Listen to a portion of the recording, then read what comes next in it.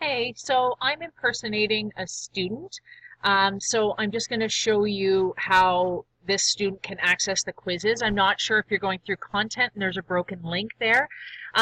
So when I updated the information, you should be able to see the quizzes from Activity 4. So just to be clear that we're working on the same quizzes. So Unit 1, Activity 4. You should be able to access them here if the content isn't working. So when I click on that, it'll take me here, and then I click on the link.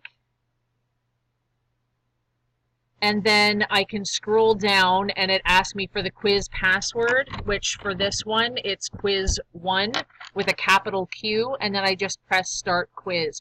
Please let me know if this is not what's happening, or if that you get to this part and it's not starting it for you. I don't want to do the quiz for this student, obviously, but let me know if that's what you're seeing.